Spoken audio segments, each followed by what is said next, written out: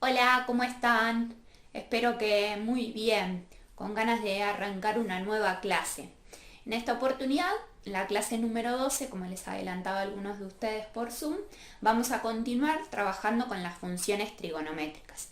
Y más que nada vamos a dedicarnos a estudiar los gráficos de ellas, cómo a partir del gráfico podemos analizar distintos parámetros que a veces antes sacábamos de la fórmula y cómo se van relacionando. Es decir, que no vamos a introducir ningún concepto nuevo, sino que vamos a realizar algunos ejemplos para seguir estudiando cosas que ya vimos en las clases anteriores. Arrancamos entonces. Las dos clases anteriores vimos las funciones trigonométricas seno y coseno de x y estudiamos sus gráficos, sus fórmulas, algunas relaciones. Comenzamos con los gráficos, ¿se acuerdan que habíamos hecho las circunferencias trigonométricas? Y llegamos a que el gráfico de cada una de las funciones eran estos dos que tenemos acá, que sabemos que son muy similares. Ambas son funciones periódicas, se llama, porque se repiten, y la diferencia principal que encontrábamos entre un gráfico y el otro es que la función seno de x comienza en el 0, 0, mientras que la función coseno de x, para x igual a 0, vale 1. ¿Qué más estudiamos de estas funciones? Sabemos que la ecuación general del seno era a por seno de b por x más c más d, y el coseno era exactamente la misma. También teníamos un valor de a que multiplicaba adelante, un número b que multiplicaba la x, y c y d que podían estar sumando o restando. ¿Qué estudiamos a partir de estos valores? Empezamos a estudiar la amplitud, que la conocíamos como el módulo de a. Vimos cuál era el período de estas funciones, que lo calculábamos haciendo 2pi sobre el módulo de b, es decir, sobre el valor absoluto de b. Estudiamos después el ángulo de fase, que lo calculábamos como menos el valor de c dividido b. Y por último el desplazamiento respecto al eje y, que era el numerito que estaba al final. Si era positivo se desplazaba hacia arriba, si era negativo se desplazaba hacia abajo. Entonces, por ejemplo, si nos daban la fórmula de una función, nosotros sabíamos calcular estos 4 parámetros. Vamos a hacerlo con este ejemplo. La amplitud sería entonces 2, porque estamos hablando del módulo de menos 2, que era el número que estaba acá adelante. Para calcular el período dijimos 2pi sobre el módulo de b, y b en este caso sería 4, que es el número que multiplica la x. Entonces nos quedaba 2pi sobre 4, que sería lo mismo que pi sobre 2. ¿Qué pasa con el ángulo de fase? Dijimos menos c, o sea en este caso menos pi, dividido b que vale 4, menos pi sobre 4.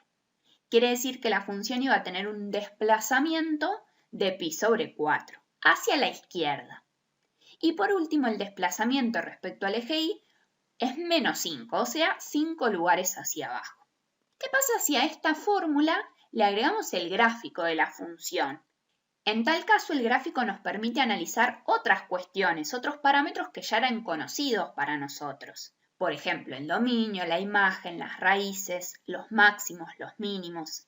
Veamos cómo lo calculamos. El dominio en realidad podríamos también sacarlo de la fórmula, porque sabemos que este tipo de funciones, que son periódicas, se repiten. Entonces siempre el dominio van a ser todos los reales. ¿Qué pasa con la imagen? Es fácil sacarla del gráfico, vemos que va desde menos 7 a menos 3, pero también podríamos haberla sacado de la fórmula. ¿Por qué? Y en principio porque sabemos que este menos 2 hace que la función vaya de 2 positivo a 2 negativo. Pero a su vez después tenemos que bajar esos valores 5 lugares. Es ahí cuando la función aparece por acá abajo. Desde 2, si lo bajamos 5 lugares, es lo que queda en menos 3, y lo que estaría en menos 2, si lo bajamos 5 lugares, es lo que llega a menos 7. De todas maneras, a partir del gráfico es mucho más sencillo y sabemos que la imagen va desde menos 7 a menos 3. ¿Qué pasa con las raíces? En este caso, es fácil darse cuenta también de la fórmula que no tiene raíces. Pero si hubiese sido el caso de una función que corta al eje x, ya no era tan sencillo a partir de la fórmula obtenerlas, sino que ahí sirve mucho más sacarlo del gráfico. Decimos entonces a partir de esto que nuestra función no tiene raíces, porque no corta en ninguna parte al eje X. ¿Qué sucede con los máximos y los mínimos? Esto ya no es tan sencillo de calcular con la fórmula, y es ahí donde el gráfico cobra un poquito más de sentido. ¿Cuál es el máximo? Y ya dijimos que el valor más alto que toma la función es -3, pero también vamos a decir al menos un punto en el que se da. Y del gráfico es fácil darse cuenta, por ejemplo, podríamos decir en 0, en pi sobre 2, en pi, en 3pi sobre 2, en 2pi, es decir, tenemos que decir para qué valor de x se da ese valor máximo que es el -3. Vamos a anotar uno solo en este caso, -3 en pi sobre 2. Cualquier otro de los que dijimos también lo podríamos haber anotado. ¿Qué pasa con los mínimos? Dijimos el valor mínimo es el -7, nos lo da también la imagen, pero también deberíamos escribir para qué valor de x se da ese mínimo. Y acá es un poco más difícil porque no tenemos todos los valores en el eje x. Pero no se preocupen que no es tanto más difícil. Tenemos acá un mínimo, por ejemplo, si miramos este valor. ¿En dónde está? Justo en la mitad entre 0 y pi sobre 2. ¿Cuál sería ese valor?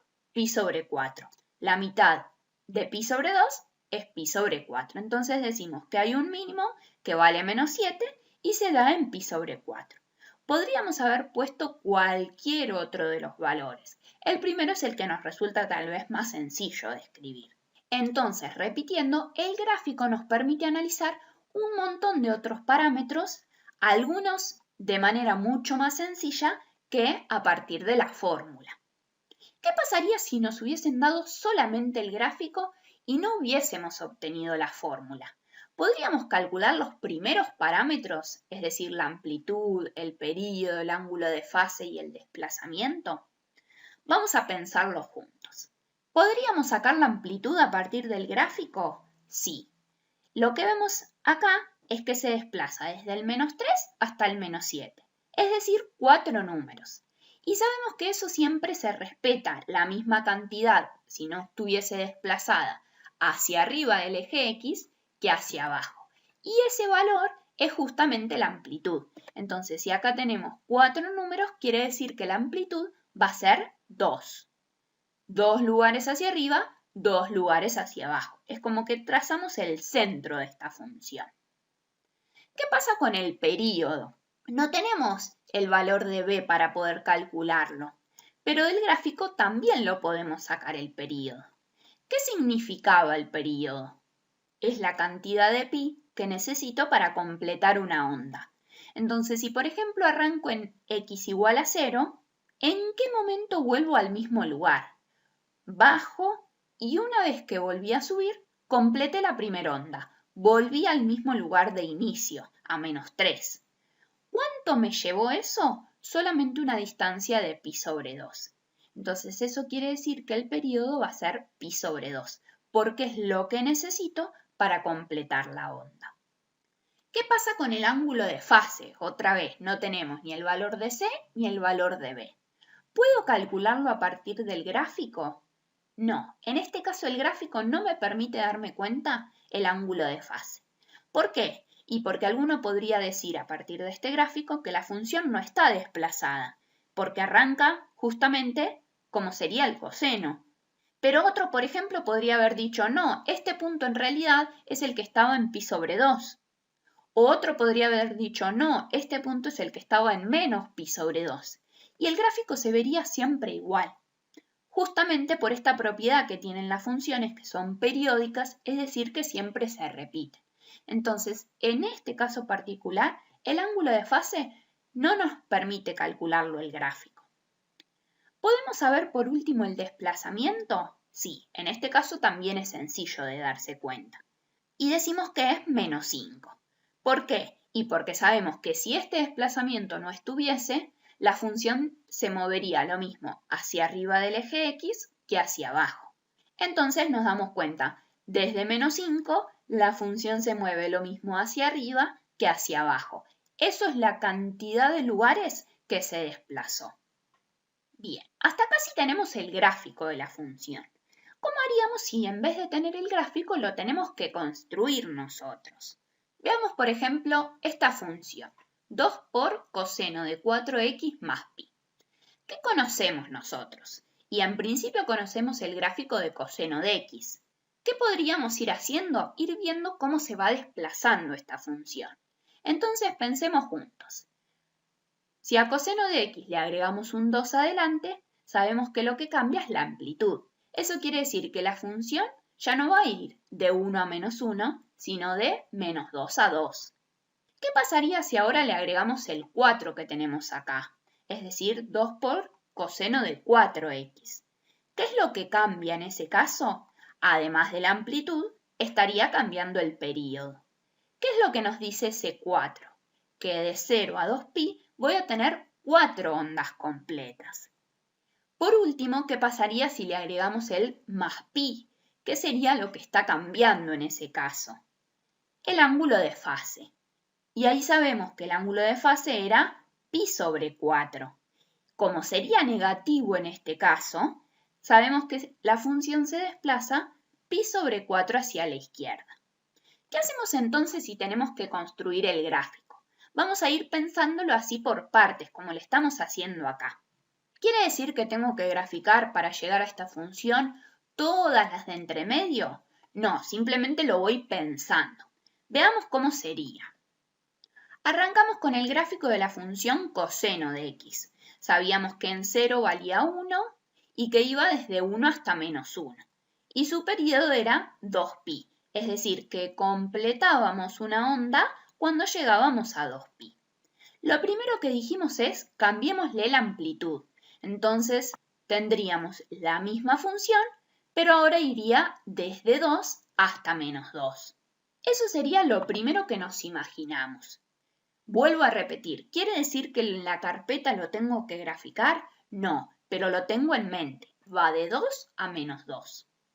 ¿Cuál era el siguiente paso? Agregarle el 4 multiplicando a la x. Y en ese caso lo que cambiaba era el período. Ya no entra una onda completa hasta 2pi, sino que van a entrar 4 ondas completas. Fíjense cómo nos queda. Desde 0 hasta 2pi entra 4 veces la onda. Una vez hasta pi sobre 2, segunda vez hasta pi, tercera vez hasta 3pi sobre 2 y por último una cuarta vez hasta 2pi. ¿Qué le falta a esto? El más pi de adentro del paréntesis, lo que nos daba un ángulo de fase distinto, es decir, un desplazamiento. ¿Qué habíamos dicho? Que esta función se desplazaba pi sobre 4 hacia la izquierda. Nos quedaría entonces de esta manera. Es la misma, pero se desplazó, ¿sí? Pi sobre 4. Ese entonces sería finalmente el gráfico de nuestra función. Si antes el punto estaba acá, lo desplazamos, lo corrimos, pi sobre 4 hacia la izquierda. Y esto es entonces lo que deberíamos graficar en la carpeta. Terminamos entonces acá con los distintos ejemplos. Ahora les toca a ustedes ir al Classroom a resolver la práctica. Va a ser bastante parecido a lo que estuvimos haciendo recién. Recuerden que ahora vamos a encontrarnos todas las semanas, no semana por medio, una vez a la semana, que sería los días viernes.